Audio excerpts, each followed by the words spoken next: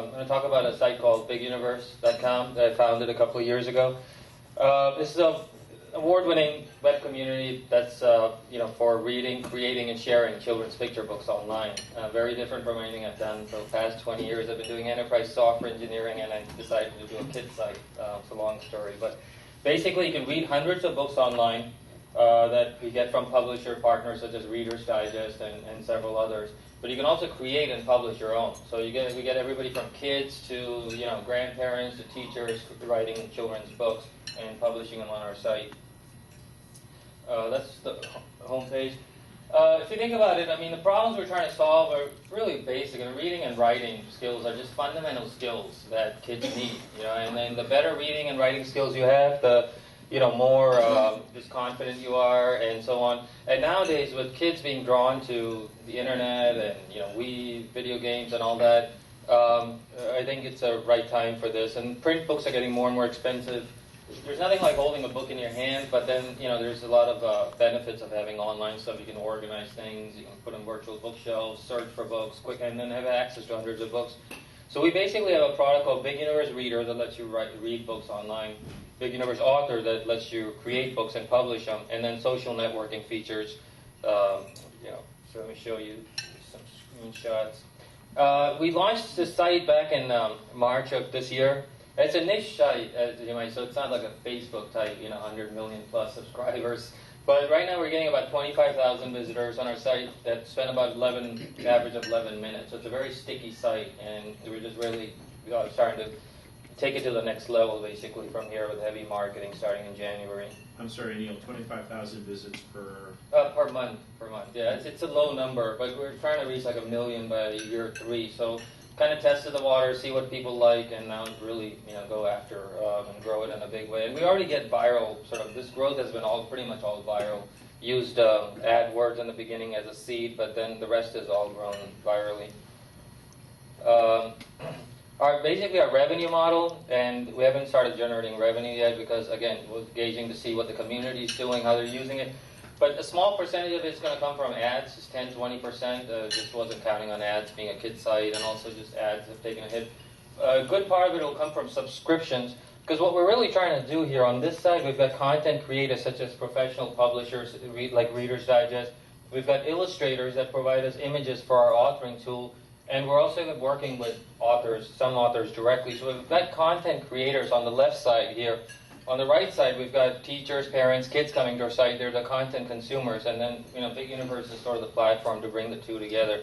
So there's going to be ad-based revenue, subscriptions, and then upselling them on other products. And I'll just do a quick demo of these products that we have.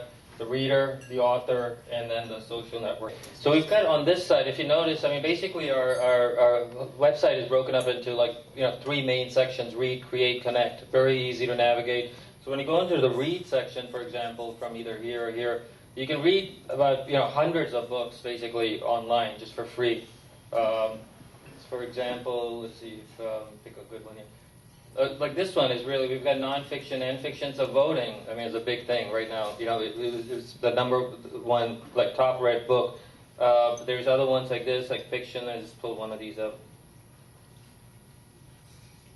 So you can just go, this book, for example, is a bestseller for this publisher, but we've got the entire book up here that you can just go and read. These are our mascots, Little Alien and Joey.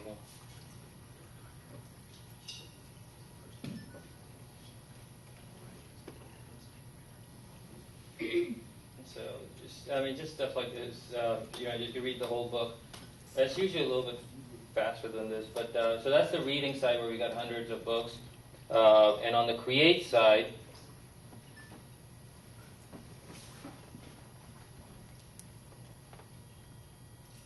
these are all books that have been created by members. So to date we've had about 405 books published. But there's actually 3,000 books that the members have created privately that they didn't want to share, but they share about 405. So we have kind of, just voting going. And I'll show you a real quick demo of that, but just real quickly, that's the create side, and then we've got the social networking side where we've got all these members, as you can see, teachers, librarians, parents, that are, creating books, publishing them, adding them to bookshelves. You can come and search for them, add them as friends, and so on, basically. But now let me just show you this real quick demo, and then I'll just let that kind of run. It's sort of an autopilot here.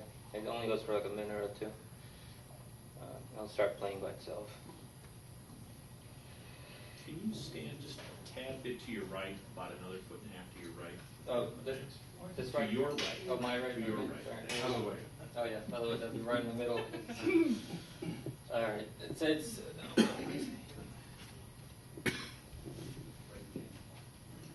gets interesting after the first 20 seconds.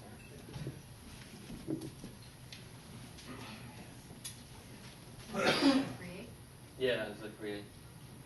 And so let me just explain what's going on here. Basically, over here we've provided like about 7,000 vector graphics. Anything from animals, backdrops, buildings, you name it that you might be looking for.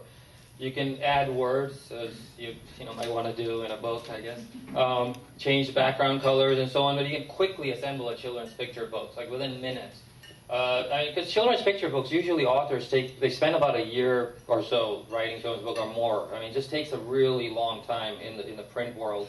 Here, I mean, you can either take a couple of months if you want to really write, a well-written book, take 6 months, or you can just do it in a day and publish it. So it's all up to you. But you can see how quickly we're putting this together. And there's also animated images or static images you get to pick. You can upload your own photos and basically create a book. And if you want to share it, there's an option to publish to the site. And you basically end up publishing an animated ebook on the site. And so like I said, we've had about 3,000 books created on the site, but 400 of those were people actually published them. And it's like, what I want to actually do with this, I mean, starting next year, is to run an American Idol type contest, because there's a lot of talent out there. We're finding that some of the cream of the crop books out here, I mean, they're really well written, and these are just aspiring authors. Yeah. What rights are retained by the authors that use the process? The author retains all rights, basically, but we have the print and electronic rights, everything. Yeah, and if we decide to make money from these books, let's say if you want to do a print version of a book that's successful, then we would have to sign another agreement with the authors. But if they're just publishing it to our site, they own the rights. But we have the right to basically market it, do whatever with it, but except make money on it. Because early on we talked to our law firms, talked to a bunch of authors, and it just seemed like letting the authors retain the rights was the best way to do it. But we have the right of first refusal if we decide to do something with it, or if they get an offer.